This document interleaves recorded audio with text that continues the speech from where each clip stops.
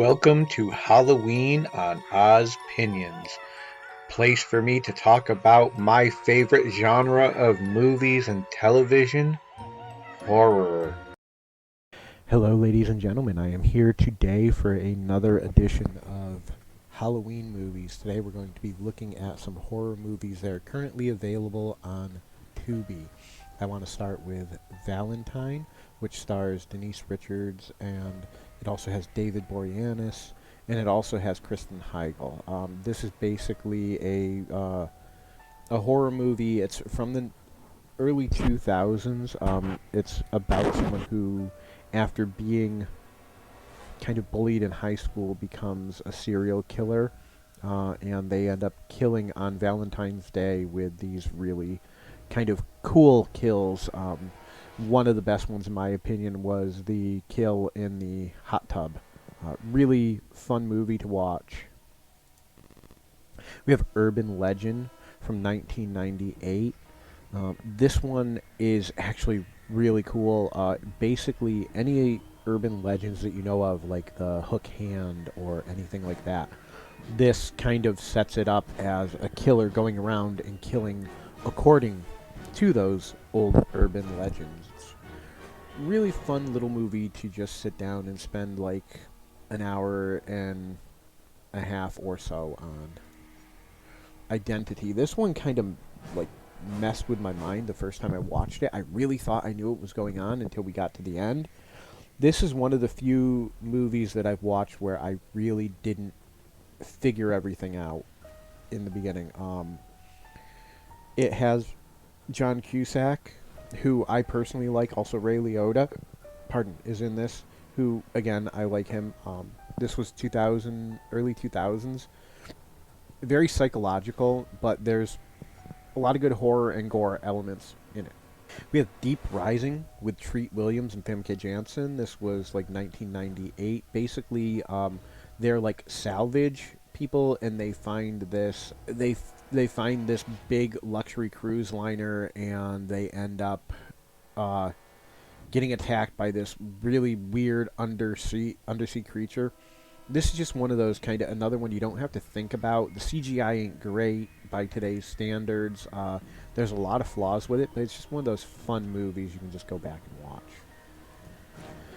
Obviously, again, this is kind of a I would have to put this more of a horror comedy type thing, but Buffy the Vampire Slayer, if you liked the Sarah Michelle Gellar TV show, then watching this original with Kirsty Swanson definitely is going to help a lot. This is a very, again, it's a fun movie. You've got Paul Rubens in it, you got Rutger Hauer, and you got Donald Sutherland. I mean, you just have such a huge cast. It was a great, fun horror comedy back in the day. This was like 1992, so early 90s. Feast.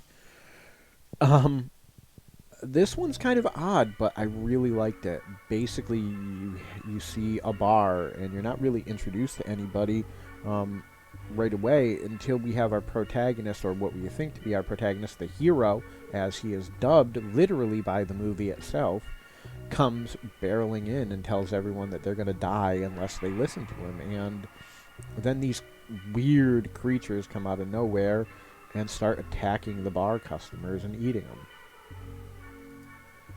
Terrifier. Basically, we have Art the Clown, who was in All Hallows Eve, gets his own movie.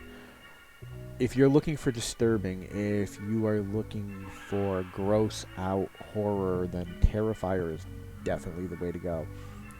Body horror, pretty much a little bit of everything. Art is a very sick and demented clown, and he never talks in the entire movie. Stan Helsing, again, horror comedy. I love horror comedy. This basically follows a group of friends who are trying to deliver the sixth greatest movie, or they have to end up fighting the sixth greatest like monsters of all time to try to stop. Stan is the direct descendant of Van Helsing, and he is charged with trying to stop these monsters from taking over the world. The Sand.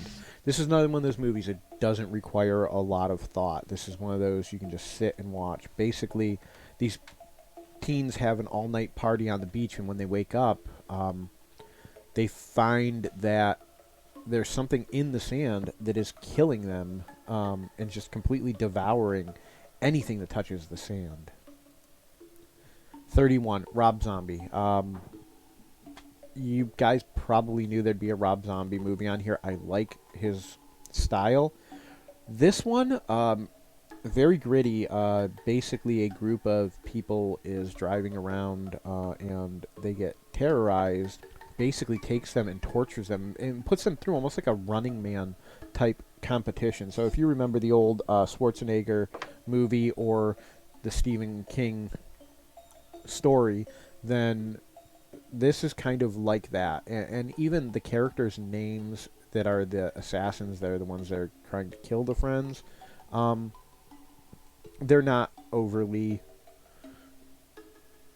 original. But it's meant to be that way because you're not supposed to really think too much about who the people are. You just want them to do their job, which is basically torturing and killing the contestants. Again, going back to the early 90s, we have Warlock with Julian Sands. This, for me, I really liked this movie growing up. I shouldn't say growing up. I wasn't that young at that age. But I really liked this movie. I thought it was really fun. I liked the aspect of taking that quote-unquote witch, but making it the male version. We were so used to, at this point, seeing all the male witches, so to actually have a female witch, to actually have a male come in and take that part was really good, I thought. And again, it's one of those you don't need to spend a lot of thought watching. It's just a good, fun horror movie. Pandorum. Now, this one did require a little bit of thought. This is Dennis Quaid. And Norman Reedus is in it as well. So if you like Norman Reedus in The Walking Dead, then you'll probably like pretty much everything he does, because that's pretty much Norman. He kind of has that same sort of attitude in everything, and he kind of puts that same persona on, and I personally like that. This is about a person who wakes up in basically empty spacecraft and trying to find out exactly what happened, because it's supposed to be he was supposed to be woken up by by the previous person in line for running things. Now, I know this one might be a little bit different for most people, and not everybody's going to like it, but Repo the Genetic Opera. Paul Sorvino is in this, and he does an amazing job with singing. Also, Alex Vega is in here, and Paris Hilton. This is just a really awesome movie. Basically, an epidemic has hit where everybody's organs are failing, and this new company, GeneCo, comes out of nowhere and saves the world. And then now we're at a point later on where the leader of GeneCo is dying, and he's trying to tie up all the loose ends. And yes, it's a musical. It is Repo, the Genetic Opera, and there is very operatic music in this. The musical score is awesome. I personally have listened to this, I don't know how many times. I listen to it at least once a day. I am trying to learn these songs. I really like them. This is a really great movie. I personally would recommend this over and over and over again. Of my list for Tubi, this is definitely the must-watch. I hope you guys enjoyed this. Have a great day. Ozzy out. Go down and smash that thumbs up like button, and if you're not already, please subscribe. And if you did both those things, go down and click on that notification icon so you get notified anytime I upload new content. Guys, I hope you're enjoying this, because I know I am, and I'll talk to you very soon. Ozzy out. Bye.